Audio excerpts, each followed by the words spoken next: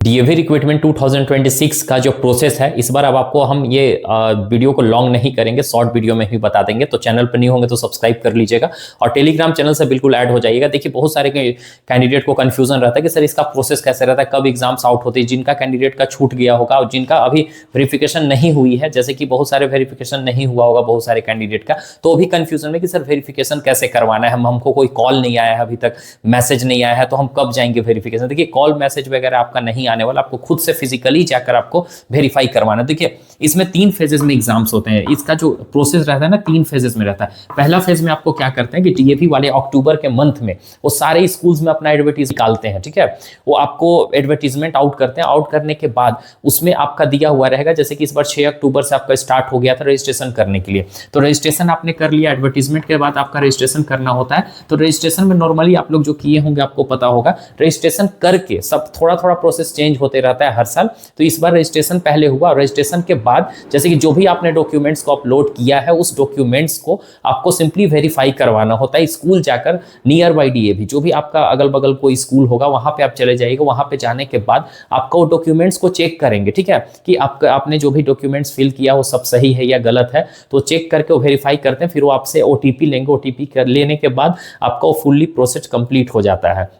अब उसके बाद आपके पास पेमेंट का ऑप्शन खुल जाएगा, उसी में जैसे ही लॉगिन करेंगे ना तो उसी में आपका पेमेंट का ऑप्शन खुल जाएगा। और जो भी लोग अभी तक वेरीफाई नहीं करवाए हैं, अपना स्क्रूटनी नहीं करवाए, तो आपको क्या करना है कि जो भी आपके नजदीक डीएवी स्कूल है आप वहां पे चले जाइए। वहां पे जाने के बाद आपका क्या होगा, डॉक्यूमेंट वेरीफाइड हो जाएगा। और जैसे ही वेरीफाई होगा आपके पास 7 डेज टाइम रहेगा। अब 7 डेज के अंदर आपको 300 पेमेंट कर देना, आपका फॉर्म फिलअप हो जाएगा। उसके बाद आपको कुछ इस पर टेंशन लेने की जरूरत नहीं, आपका फॉर्म कंप्लीट हो गया। अब फेज 2 में आ जाते हैं, ठीक है। अब फेज 2 में आ जाते हैं, इसका जो डेट है 26 नवंबर तक है वेरीफाई करवाने के। जो भी लोग नहीं किए हैं वो जाकर अपना वेरीफाई करवा लीजिए। अब फेज 2 में आपका क्या करता है कि यहाँ पे दिसंबर के मंथ में, जैसे ही दिसंबर स्टार्ट हो गया हम आपको बता देंगे टेलीग्राम और यूट्यूब के थ्रू, आपका सेंटर सिलेक्शन का ऑप्शन आ जाएगा। जैसे ही आप सेंटर को सिलेक्ट करेंगे वहां पे तो 3 डीएवी आएगा, जहां पे भी आपका एड्रेस होगा उसी के अकॉर्डिंग, और उस डीएवी को आपको चूज कर लेना। स्लॉट भी आपको चूज कर लेना। जैसे ही चूज करेंगे स्लॉट वगैरह, तो चूज करने के बाद आपके पास एडमिट कार्ड 24 आवर्स के अंदर इशू हो जाएगा। और उस एडमिट कार्ड में आपको एग्जाम डेट वगैरह दिया हुआ रहेगा, कब है क्या है,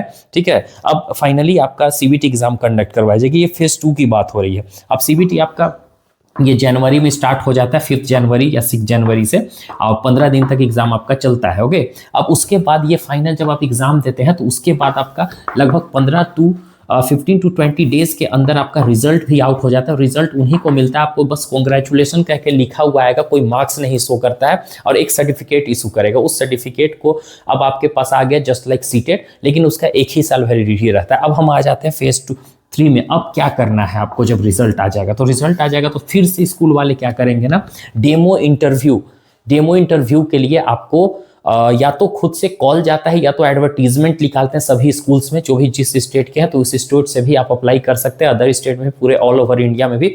अगर आपका रिजल्ट पेक सर्टिफिकेट आ गया, जिसको हम प्रोविजनल एलिजिबिलिटी कार्ड बोलते हैं, वो इशू किया जाता है। अब ये आ जाएगा तब जाकर आपको यहाँ पे फाइनली क्या किया जाएगा कि आपको एडवर्टीजमेंट जो निकलेगा उसमें इंटरव्यू डेमो के लिए आप अप्लाई कर सकते हैं, ठीक है। तो इस तरीका से जैसे ही आप अप्लाई करेंगे डेमो इंटरव्यू के लिए, तो अप्लाई करने के बाद आपको पता चल जाएगा मैसेज के थ्रू या ईमेल के थ्रू या व्हाट्सएप के थ्रू कि इस दिन यहाँ पे डेमो होगी, इंटरव्यू होगी, आप जाइएगा। अगर हो जाने के बाद आपका वहाँ सही गया तो उसके बाद आपको इन्फॉर्म कर दिया, एट ए टाइम भी इन्फॉर्म कर दिया जाता है, सैलरी डिस्कस करके, या तो कुछ दिन बाद भी डिस्कशन किया जाता है, या 2 इंटरव्यू भी होता है, एक पैनल के साथ एक नॉर्मल, तो ऐसे होता है। तो उसके बाद फाइनली आपका ज्वाइनिंग करवा दिया जाता है ना। तो ये एक टेम्पररी बेसिस पे होता है, स्टार्टिंग में एडॉक बेसिस पे, फिर उसके बाद ये इन लोग परमानेंट करते हैं, मतलब हाँ पे स्केल नहीं देंगे लेकिन जॉब आपका सिक्योर रहता है। तो ये प्रोसेस रहता है, ठीक है। अगर आप इसका सीबीटी का एग्जाम का प्रिपरेशन कर रहे होंगे, ठीक है, तो फाइनली हम आपको बता दिए, शॉर्ट में समझा दिए,